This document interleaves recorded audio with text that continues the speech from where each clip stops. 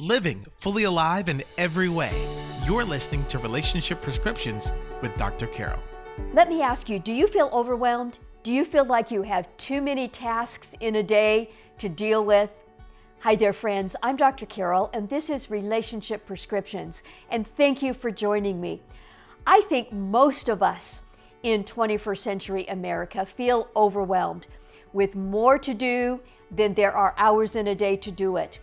And have you ever found that you get to the end of the day or the end of a week and find out there are more tasks left undone than done, feeling like the most important things haven't happened, and maybe even more importantly, the things that truly are most important, taking care of your own soul, connecting with your family, spending time in your relationship with God, that those most important things just haven't happened at all. Well, if that's the case, you are not alone. I have a friend, Chad Cannon, who experienced that in his own life, who made some changes, changed many things about both his personal lifestyle and his work life, and now is living so much more intentionally. It has transformed his family. He has, in the process, become even more successful. Now, we recorded this in a different setting. You'll see us talk about viewers at times, but we're taking the audio from my conversation with Chad Cannon, and I want to share it with you, our podcast audience.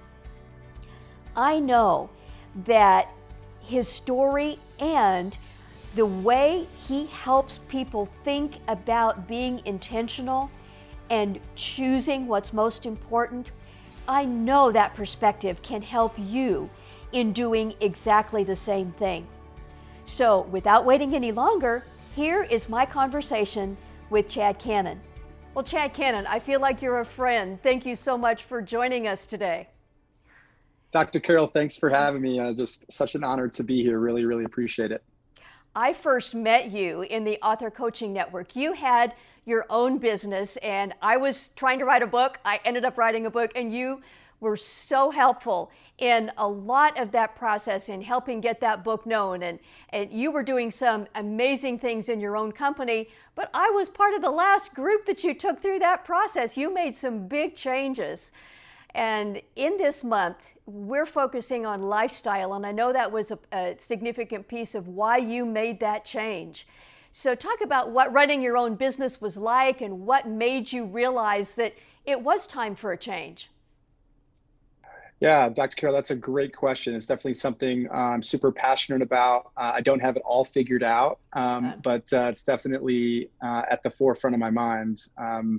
You were an amazing student in Author Coaching Network. You were one of those that I knew you were taking everything to heart, and we're gonna leverage that for all the ways that were positive for your book launch. So kudos. Launching a book, writing a book, coming with a book, that's hard work. And so kudos to making that happen. But I had no doubt. As far as the lifestyle component, I had been a VP of marketing in the book publishing space, and a lot of the big authors were like, hey, what would it look like for us to work with you, not only just launch our book, but take kind of our intellectual property and build products around that. And that was really my expertise in the agency. It was, the agency was exploding, and we had 7 people on the team. Wow. It was, for all intents and purposes, a very successful agency. Yeah. Top line, bottom line, all those things. But I actually heard a message from Judah Smith called How's Your Soul, which he was an author that I worked with and wrote a book about this kind of idea around how's your soul. And when I heard him speak, it was within a day of one of the biggest accomplishments my agency had ever had. Wow. And when I looked myself in the mirror, I was not very happy with, at the end of the day, my soul, which when I was really thinking about from a lifestyle standpoint as to what was being required of me for the growth and what it was being required of me to run the agency, to be a good husband, to be a good dad, all those things, like everything was suffering in my life, including my own health, except the business. Mm-hmm. And I fast forward kind of like, what do I want my legacy to be? and realized that I don't want to be known as a successful entrepreneur, business owner, marketing guru, whatever that like thing was at the time. But I really want to be healthy, be around for my kids, my wife, and ultimately for myself. And that there were some really hard days deciding whether or not that was to just kind of strip back the agency and get more focused and just kind of go smaller and be okay with no growth per se, which I'm a growth guy. So that sounded like the most boring thing on the planet. Like that didn't get me excited. So yeah, that's like, for me, it was about that. And so one of my clients was Michael Hyatt. And it was a pretty easy transition when I started thinking about what was it that I really wanted to do next after kind of the agency. And, Michael Hyatt and Company, I'm now our chief sales officer. I've been with Michael now a little over 4 years full time. And as I decided to transition out of the agency full time with Michael, it was such an easy transition because I had been a contractor kind of leading the marketing team and the efforts there for almost 2 years. But we're a business that helps other small business owners get their life back from their business. Mm-hmm. So like I knew I had that pain point. I joke with Michael that if I had the tools and resources that we've created over the last 4 years, I'd probably still be running my business. Because we're after what we call the double win. How do we help business owners and leaders? Whether you're not just the business owner, but if you're leading a company, a team, whether it's 3 or 4 people, you have things pulling at you that not the average person has, and it's challenging. And so we feel like there's this impossible choice that I have to choose to either to win at work or succeed at life. But we really want to create tools and resources to help people win at work and succeed at life. And I believe you're doing that in some really wonderful ways. What were some things in the way your soul was experiencing that overwhelm when you were running the agency? For maybe some of our viewers, some of those practical things that you sensed, those red flags. Wow. I just had this visceral reaction going back and like putting myself in that. I mean, one of them honestly was I was no longer having fun. Like it was really hard to get out of bed. And I heard, and I forget, Hank Fortner was the guy. He had a podcast, and I was actually listening to his podcast, and he was kind of sharing where he had kind of felt like feelings that he was having burnt out. Like he literally he's like, I was laying in bed and it felt like I had a 200-pound weight on my chest, and I was like gasping for air and I couldn't get out of bed. And I don't think it if I were to like put that, like not to lessen what I was dealing with, but I didn't feel like I had 200 pounds weights and I couldn't literally get out of bed. It was just that like, there wasn't that desire, there wasn't that drive, and there was real burnout. And, when I was real honest with that, it was affecting every relationship in my life. Like I was, on the outside, my marriage was everyone thought marriage was healthy. It was probably the unhealthiest it had ever been. Wow. Friendships, I was, that guy that would check in every few weeks with my friends, and people would text me and I wouldn't get back to them because I was too busy getting back to clients. Mm-hmm. Things like that I just wasn't happy with. And I wanted not a restart, but I just wanted kind of to focus my energy on one thing, not multiple things that you're required to do when kind of running a business is really what it came down to. I love that you mentioned your marriage. We have a lot of our audience where marriage is a big part of why they are connected with us. What were some of the things in your marriage that were not going well at that point? How did you know it was impacting your marriage? Yeah, so this is a sobering story, and if I can get through without crying, I will be impressed. So I had probably just had my biggest achievement that I had ever had in my, not only just my business, but career in general. Mm-hmm. I had one of my clients that I had signed, I had kind of made the way the contract was written was, if we hit a certain goal by the end of the year, I got a pretty big bonus. Yeah. And it was a cut of whatever the profit was. And I had actually just gotten this check and was coming home and was going to celebrate with Julie, my wife, over dinner about this check. It was a check, I was VP level at, Thomas Nelson. this check was more than my annual salary at Thomas Nelson. Wow. Um, it was probably 50% of what our house was worth at the time.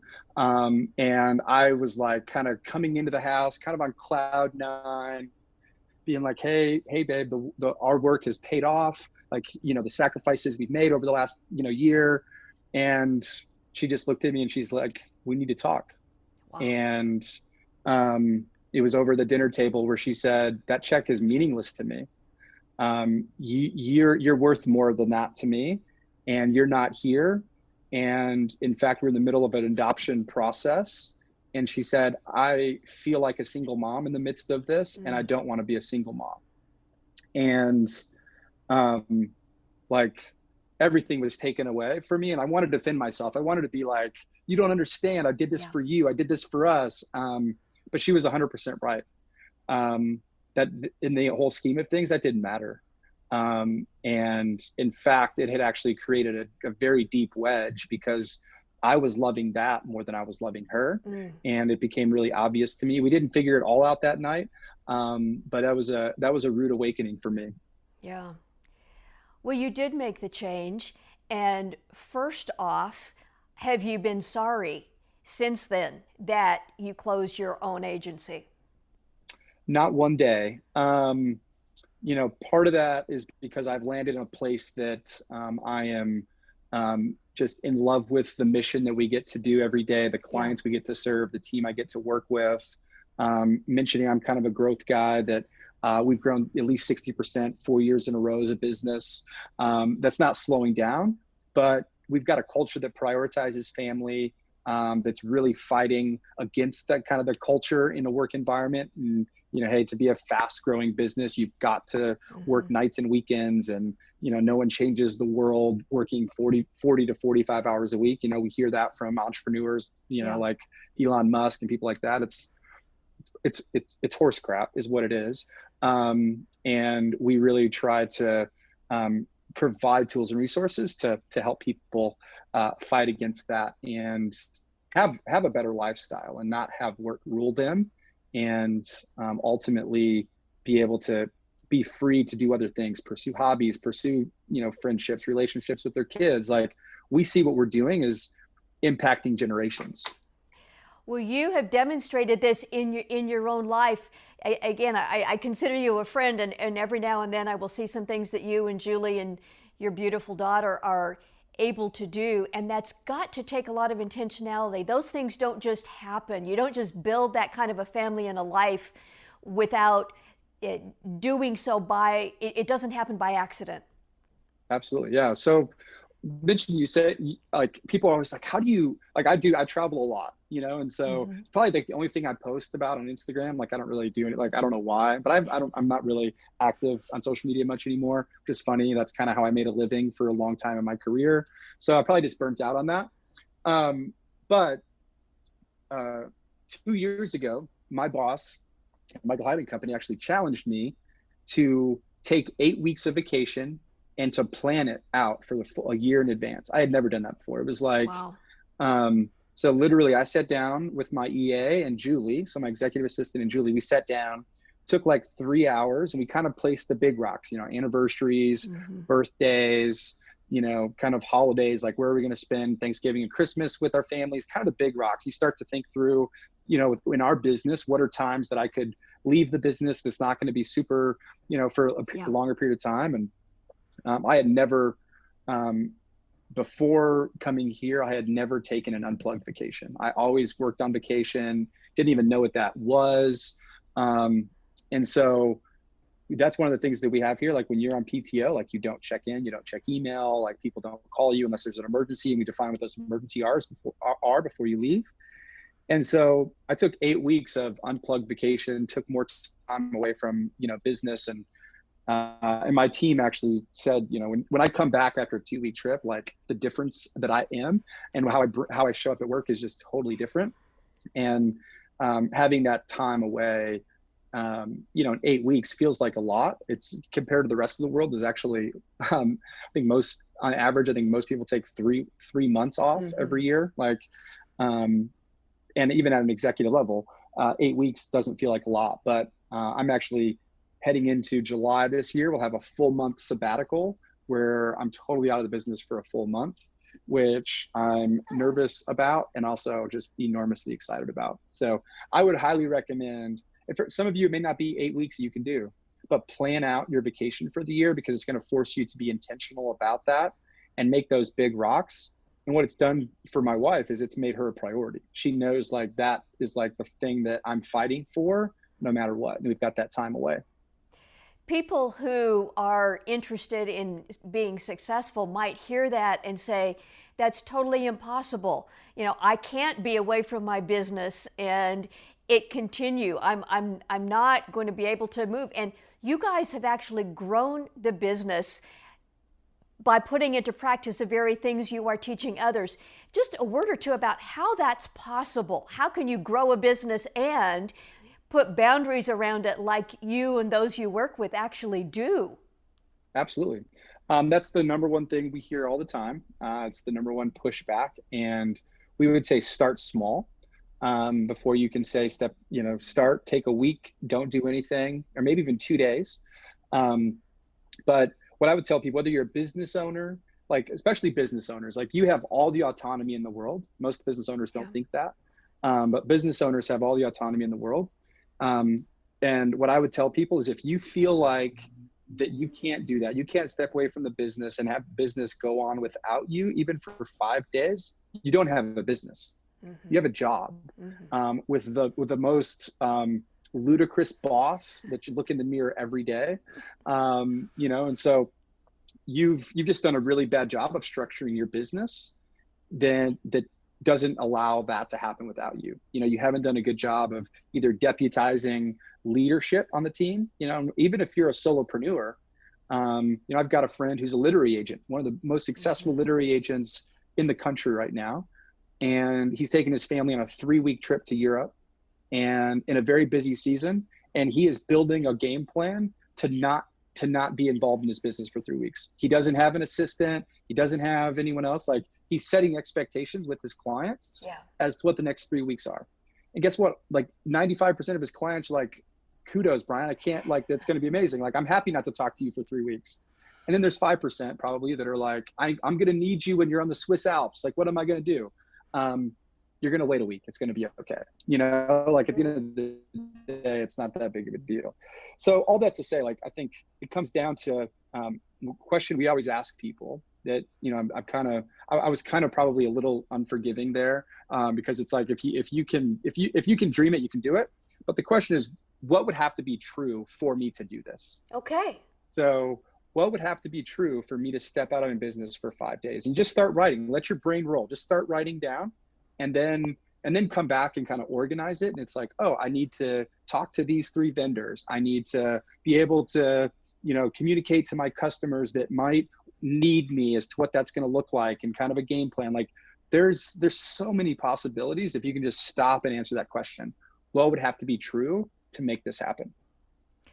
Besides vacations and time away from business entirely, what other kinds of parameters have you put in place so that you and Julie and your daughter are a priority? What does that look like day to day as well?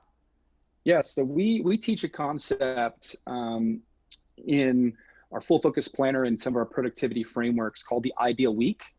And so no matter how high you up are on the food chain at an organization or low on the food chain, you can have an ideal week.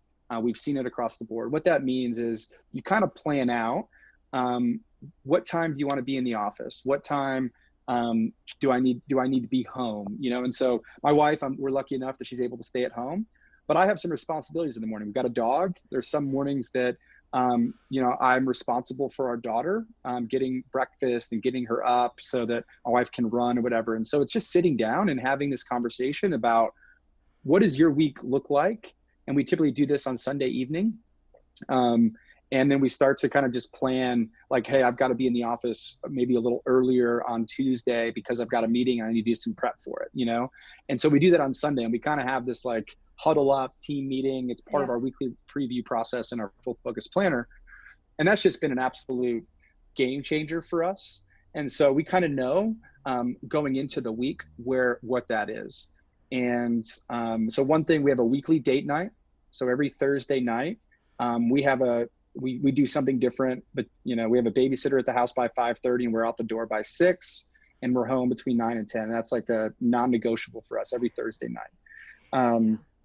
When I get home from work, I put my phone basically in a box.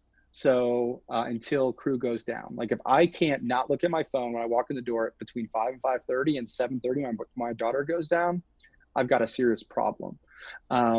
And I actually don't go back to work. There's a lot of people that go back, pick up their phone or go and then work in the evening.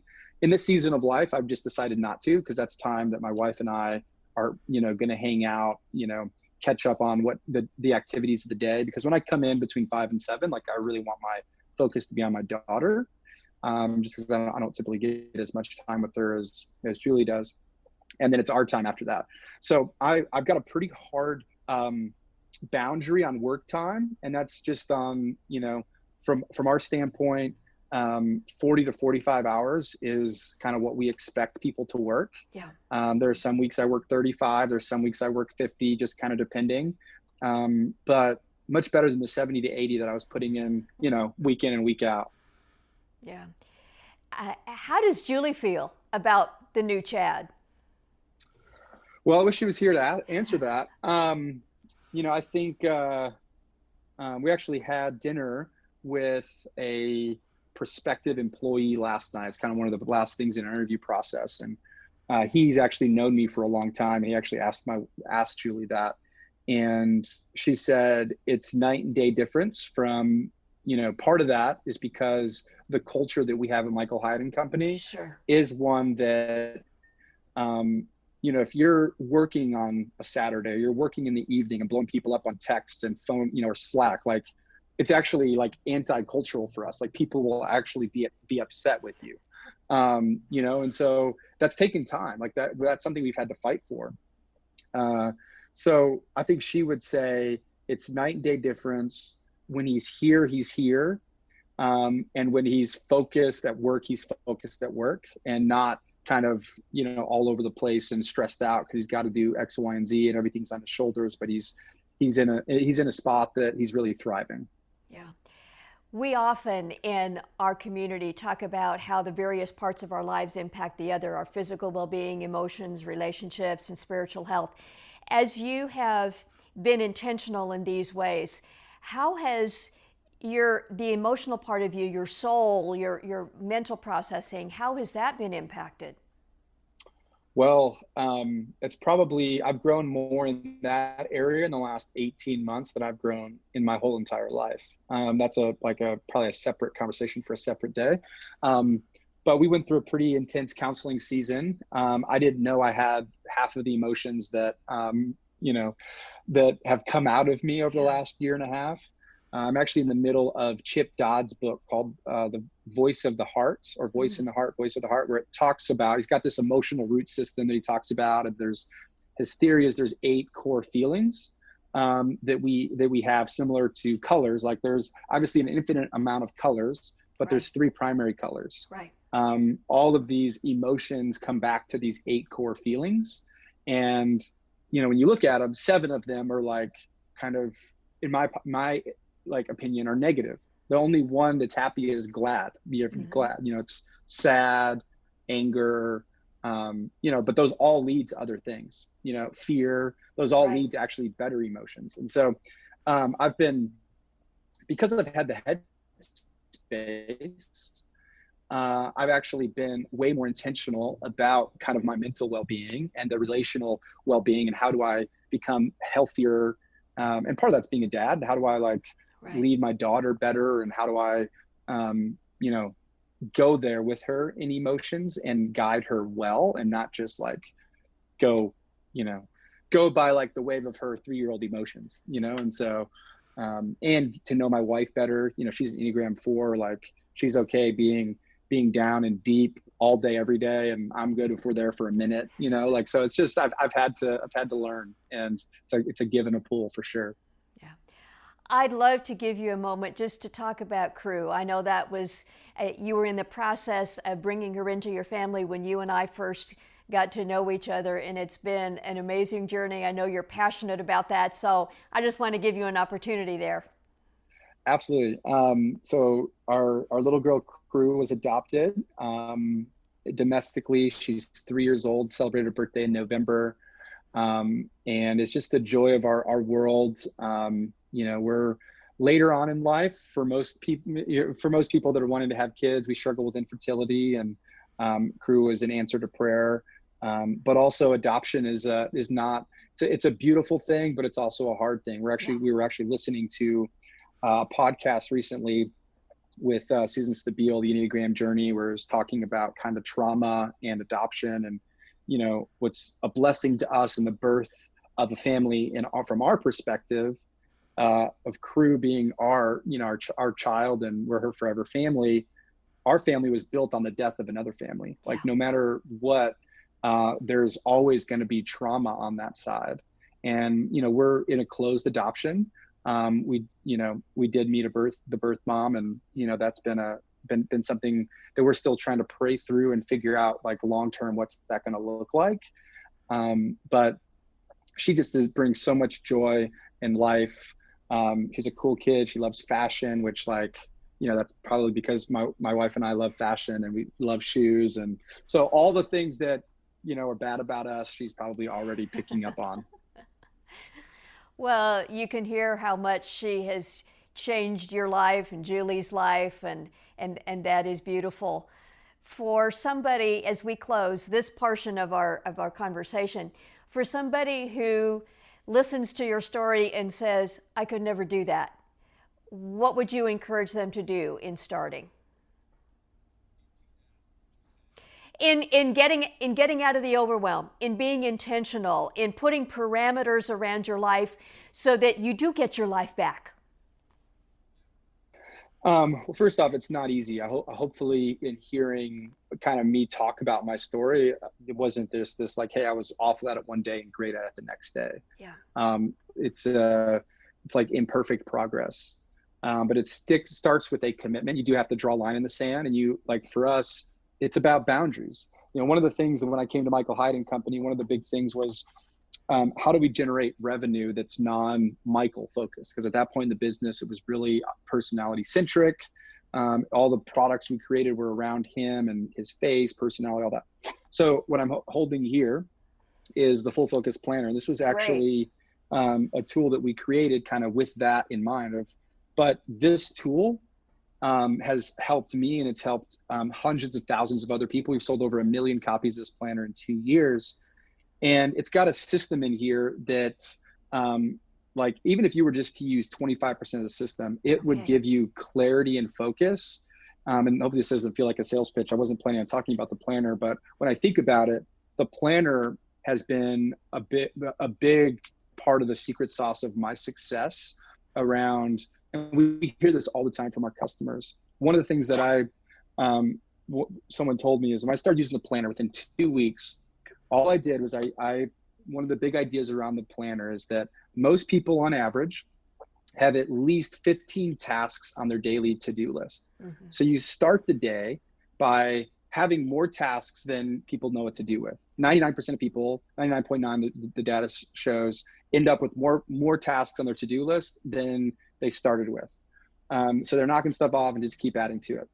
So the Pareto principle is that, 20% of the effort drives 80% of the result. Yep. So what if we were to focus on the 3 things every day that matter the most, and they're going to drive the highest leverage, whether it's your business, your team, depending on your role, that's going to look different. And so we help people think through the daily big 3. And if you think about how many work days you have a year, let's just say you have 250 work days a year, and you've got 3 big tasks you do, and those are aligned to your goals. You just did 750 tasks that are aligned to your goals. And there's a lot more to it than that, but it's helping me get clear about those 3 things that are going to drive the greatest results. And sure, I do more than 3 things. Like today, I have probably 15 tasks here, but the thing I do first is the first 3. Uh-huh. And I'm probably knocked out 12 of the 15, and I've still got some time today. And then part of that too is the weekly preview. So each week you actually go back and you reflect back on, hey, what worked this past week? It's basically learning from your own experience, which us as humans are horrible at. Right. If you were to say, hey, like, why did I feel overwhelmed this week? What about my Tuesday and Thursday just got me out of control? And if you can actually write down what you learned from that, so when that comes next week, you actually can have a game plan against it. It's like, hey, the client called me, and from then on for 4 hours, I was just a wreck. Like I had to go into firefighting mode. Yeah. So those things are going to happen, but how do you either get better at firefighting mode or get better at helping other people step into that so that you can stay on track with what you want to do? And so the planner actually has been a big tool for me to do that. It's one of those things that when I leave, I have a workday shutdown ritual. And if I don't do it, Julie can tell that when I walk in the home, because my stress level's at a different level. Yeah. Like she'll literally say, go do what you need to do for you to be here. That doesn't happen nearly as often as it used to, but it's palpable when I don't do it and when I don't follow the system, because it's really what causes the most stress and anxiety what we have seen in our customers is this basically loop in their head of all the stuff they have to do and they didn't do. And there's no place to put it, or there's no place to prioritize it and have a filter for it. And so by getting it in the planner and having it be prioritized, it's a game changer. It kind of just gives you this like calm, you can take a deep breath, and you kind of know that it's cataloged and that you're gonna get to it. So. Well, you're a great example of the kind of difference that kind of intentionality and planning can make, both in your life, in your family, in your well-being. Totally. I think that really speaks to the way God intended us to live. In our 21st century culture, there's so many things that pull us. And although people have always been busy, we still just have the same number of hours in a day, in a week. And to keep focused on the things that matter most, you're a great demonstration of the kind of difference that can make in a person, in a business, in a family. It's been great to talk to you, Chad. Thanks so much for spending this time with us. Thank you. Have a great day. You too. Take care. I know that was encouraging. I pray it was inspiring for you as well. If the Full Focus Planner is something that you want to check out more, you can go to fullfocusplanner.com and find out more. I know that being intentional in some of the ways that Chad described have made such a difference in my own life. In the previous podcast episodes, I shared some of the lifestyle practices that I have put in place myself to take in life, to make sure I am getting the physical, emotional, relational, and spiritual nourishment I need. And thinking intentionally in some of the ways that Chad talked about, I know can do the same for you. I want to challenge you to take the time to think through what is most important, whether it's using the Full Focus Planner or some other method. You heard Chad talk about putting the big rocks in first. You can do that. And then in the process, the other less important, though still valuable things will find their place better, and your life and soul you can take back. I want to challenge you to do that. If you have a question or a comment about this or any of our podcast episodes, I'd love to hear from you. You can go to drcarolministries.com. On the contact page there, you can send me a personal message. It's confidential. I read each one, and I would love to hear from you. I want to thank you again for being part of our online community. And until next time, may God bless you. Thank you for listening to Relationship Prescriptions with Dr. Carol. Our purpose is to provide trustworthy resources that help you and others live fully alive in every way as God intended. If you would like to help others experience transformation in their lives and relationships, we invite you to partner with us. Text the word GIVE, that's GIVE, to the number 512-980-1620. or visit our website at drcarolministries.com/donate to make a one-time contribution or monthly gift. Your financial support allows us to expand our message and to help others. Thank you so much, and may God bless you.